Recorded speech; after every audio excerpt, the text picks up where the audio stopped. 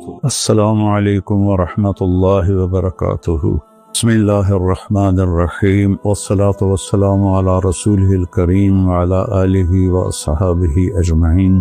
میرے عزیزو، بچوں، بچیوں، محترم بھائیوں، بہنوں، جہاں تک میری آواز جا رہی ہے اور سنی جا رہی ہے، سب کے لیے میری طرف سے سلام بھی ہے اور نیک دعائیں بھی ہیں۔ سال ختم ہونے کو ہے، 2025 شروع ہونے والا ہے۔ انسان کے پاس جو سب سے قیمتی دولت ہے وہ وقت ہے، وہ زندگی ہے، وہ ٹائم ہے، اور ہم ایک ایک پیسے کے لیے محنت کرتے ہیں اور ایک ایک روپے کے لیے کتنی کوشش کرتے ہیں، لیکن ایک سیکنڈ جو وقت ہے، یہ پوری دنیا کے خزانے اس کو واپس نہیں لا سکتے اگر وہ ضائع ہو گیا۔ مجھے آج اس کلپ ریکارڈ کرانے کی برکت سے ایک بڑی حدیث یاد آئی۔ ما من یوم الا وهو ینادی یا ابن آدم انی خلق جدید وَأَنَا فِي مَا تَعْمَلُ فِيَّ غَدًا عَلَيْكَ شَهِيدٌ فَإِنِ اسْتَطَعْتَ أَن تَفْعَلَ مِنْ خَيْرٍ فَافْعَلْ فَإِنِّي إِنْ ذَهَبْتُ لَنْ أَرْجِعَ إِلَيْكُمْ أَبَدًا وَاللَّيْلُ يَقُولُ مِثْلَ ذَلِكَ۔ روزانہ جب دن چڑھتا ہے تو اعلان کرتا ہے، لوگو، آدم کی اولاد، میں آج نیا دن آیا ہوں، میں کل والا نہیں ہوں، پچھلے ہفتے والا میں پیر نہیں ہوں، میں نیا ہوں۔ تو کوشش کر کے کچھ اپنے لیے اس دن میں اپنی آخرت کے لیے کچھ بھلائی جمع کر لے، چونکہ میں اگر چلا گیا تو پھر کبھی قیامت تک میں لوٹ کے واپس نہیں آؤں گا۔ اور جب رات آتی ہے تو وہ بھی یہی کہتی ہے کہ کچھ کر لو، میں کبھی واپس نہیں آؤں گی۔ اور ہمارے نبی کا فرمان ہے، افلا ترون الی اللیل والنہار یبلیان کل جدید ویقربان کل بعید ویأتیان بکل موعود۔ دن اور رات کی تیز رفتاری پہ تم غور کیوں نہیں کرتے؟ ایک حدیث میں آتا ہے کہ قیامت کے قریب دن اور رات بڑی جلدی سمٹتے چلے جائیں گے، جو ہم دیکھ بھی رہے ہیں۔ تو تم دیکھو، یہ ہر نئی چیز کو پرانا کر رہے ہیں اور دنیا کو دور لے جا رہے ہیں، آخرت کو قریب لا رہے ہیں، اور اللہ کا جو وعدہ ہے زندہ کرے گا، کھڑا کرے گا، حساب لے گا، وہ تمہارے سروں پر آ رہا ہے۔ تو اس نئے سال کا ایک رخ تو جو کافی عرصے سے منایا جا رہا ہے، ہنگامہ اور نافرمانی اور ناچ گانے، شرابیں، بد کرداری، یہ تو باہر کا کلچر ہے۔ مسلمان کا کلچر تو یہ ہے کہ یا اللہ تیرا شکر ہے تو نے سال گزروا دیا عافیت کے ساتھ، اگلا بھی عافیت سے گزروا دے، اللہ کے سامنے ہمارا سر جھک جائے۔ کتنے ہمارے دوست، میں اب جب چاروں طرف دیکھتا ہوں تو گنے چنے چند میرے بچپن کے ساتھی رہ گئے ہیں، باقی سب اللہ کے پاس چلے گئے ہیں۔ جوان بیٹا اپنے ہاتھوں سے مٹی میں اتارا ہے۔ تو یہ عبرت کی جا ہے، تماشا نہیں ہے۔ اللہ نے اس کو قیمتی بنانے کے لیے ہمیں اپنا دین عطا فرمایا ہے کہ اس کے مطابق ہم زندگی گزاریں گے تو اللہ ہماری دنیا بھی بنائے گا، ہماری آخرت بھی بنائے گا۔ من عمل صالحا من ذکر او انثی وهو مؤمن فلنحینہ حیاتا طیبہ۔ کتنی الگ بات قرآن کر رہا ہے کہ ساری دنیا دوڑ رہی ہے کہ پیسہ آئے گا تو ہماری لائف بڑی اچھی ہو جائے گی، خوبصورت ہو جائے گی، لیکن میں تو کوئی 100 کے قریب ملک پھرا ہوں، میں نے تو لائف اٹ سیلف کو بہت دکھی دیکھا ہے۔ چیزیں، پیسہ، ذاتی جہاز، ذاتی کروز، سب کچھ دیکھا، لیکن زندگی اٹ سیلف کو بہت دکھی دیکھا ہے۔ یہ قرآن کہہ رہا ہے کہ تم میں جو اللہ اس کے رسول کی مان کر اچھے عمل کرے گا اور وہ ایمان والا ہوگا تو اس کا رب ان کو انتہائی خوبصورت پاکیزہ اور خوشبودار زندگی عطا فرمائے گا۔ طیبہ کے یہ کئی مطلب ہیں، لیکن خوبصورت، طیبہ، خوبصورت، پاکیزہ، طیبہ، خوشبودار، طیبہ، ایسی زندگی اللہ عطا فرمائے گا۔ پیسہ ہے تو بھی ہوگی اور پیسہ نہیں ہے تو بھی ہوگی۔ اور پچھلے 2.5-3 سال سے ہمارے ملک کے حالات انتہائی تباہی کے ہیں، دکھ کے ہیں، تو اس میں ہم ایک دوسرے کو الزام دے رہے ہیں، اس کا قصور ہے، اس کا قصور ہے، لیکن جب میں قرآن دیکھتا ہوں تو وہ کہتا ہے کہ تم سب کا قصور ہے۔ ما اصابکم من مصیبت فبما کسبت ایدیکم ویعفو عن کثیر، جو تم پر مشکلیں آ رہی ہیں اس کی ذمہ دار تم سب ہو، تم سب ہو، کوئی ایک طبقہ اس کا ذمہ دار نہیں ہے۔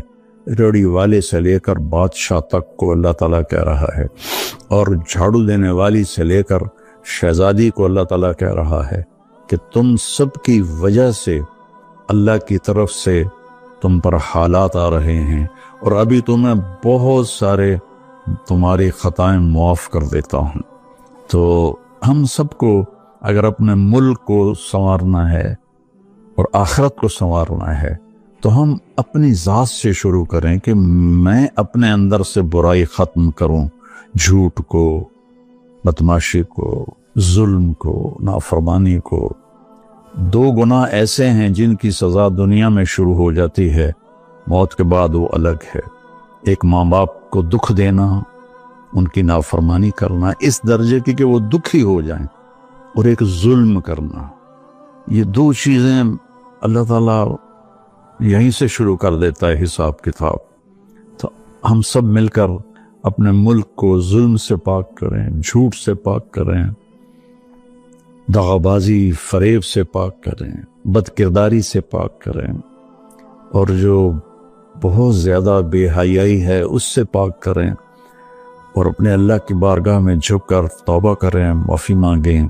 گھر ٹوٹ رہے ہیں، طلاقیں ہو رہی ہیں، طلاقوں کی ریشو بہت بڑھ گئی ہے کہ زندگی گزارنے کا پتہ ہی کوئی نہیں ہے۔ تو میرے عزیزو، اللہ کی بارگاہ میں ایک دفعہ توبہ کرنا سب گناہوں کو صاف کر دیتا ہے۔ پھر ایک اور حدیث یاد آ گئی، ایک دفعہ جبریل ہمارے نبی کی خدمت میں حاضر ہوئے کہ یا رسول اللہ، ہم آپ کی امت کے لوگوں کے، مرد عورتوں کے عمل لکھتے ہیں، آنسو نہیں لکھتے۔ سبحان اللہ۔ آپ نے فرمایا کیوں؟ آنسو بھی تو ایک عمل ہے۔ کہا وہ اتنا لمبا چوڑا عمل بن جاتا ہے کہ ندامت کا، شرمندگی کا ایک آنسو جو مکھی کے سر کے برابر آنکھ میں تیر جائے، وہ جہنم کے آگ کے سمندر بجھا دیتا ہے۔ تو جو رو رہی ہے یا رو رہا ہے اس کو ہم فرشتے نہیں جمع کر سکتے، اس کے لیے میرے اللہ کا الگ پیمانہ ہے جو میرا رب خود اس کو کیلکولیٹ کر کے قیامت دن کہے گا میرا بندہ، میری بندی، یہ تیرے ندامت کے آنسو، یہ تیرے دکھ کے آنسو، حتیٰ کہ خوشی کے آنسوں پر بھی اللہ خوش ہو کے اجر دیتا ہے۔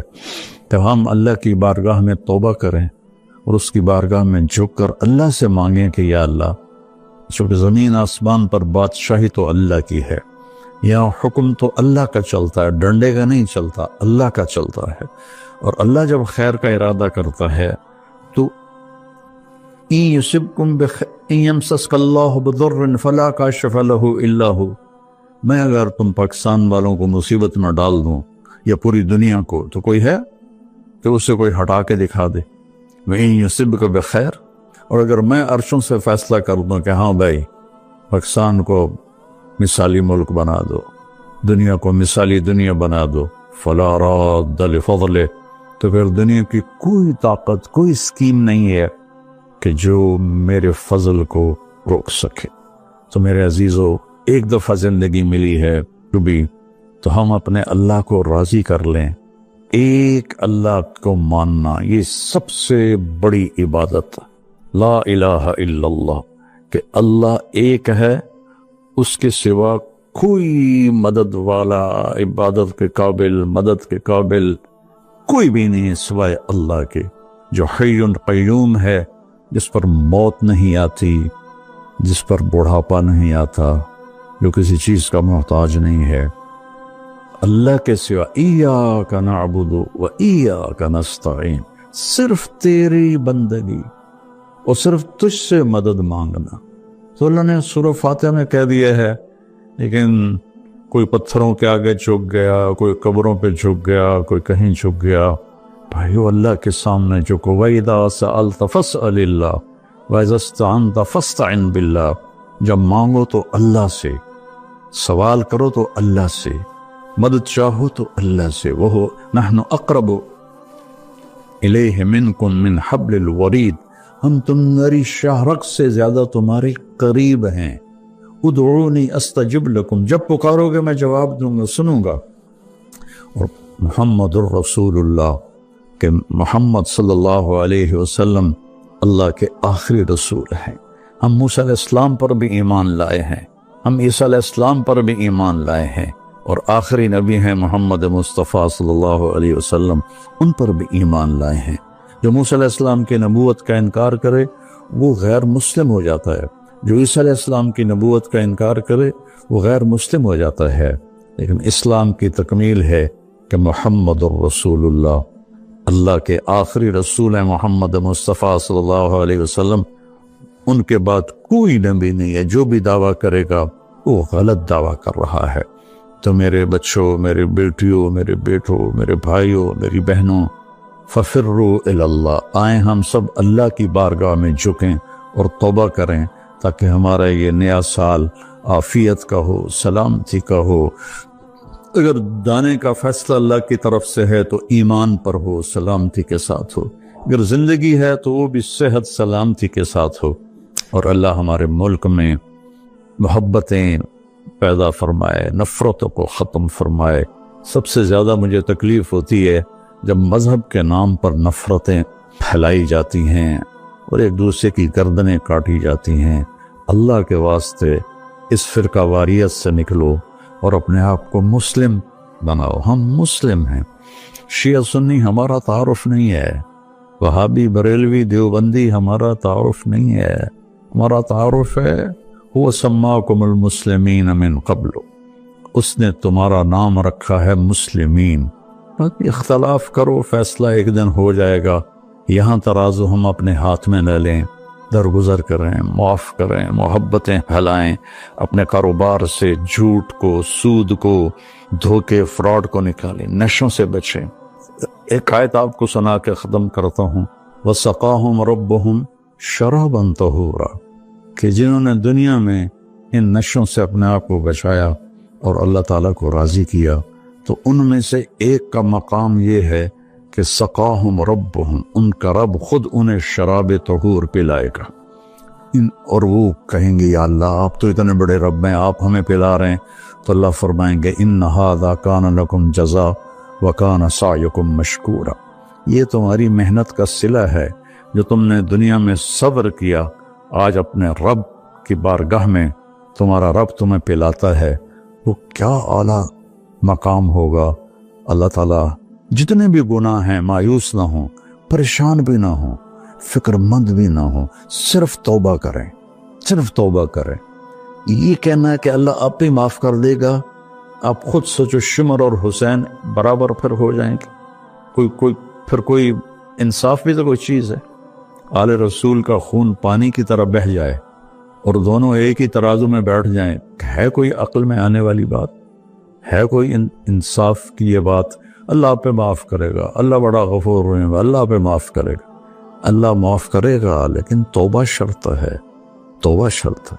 میرے نبی کی نسل نے اپنی جان کا نذرانہ دیا یہ بتانے کے لیے کہ جنت ایسی سستی نہیں ہے۔ اللہ کو راضی کرنے کے لیے جان کے سودے کرنے پڑیں تو کر دو، اولاد کے سودے کرنے پڑیں تو کر دو، لیکن وہ ناراض نہ ہو، اس کا حبیب ناراض نہ ہو۔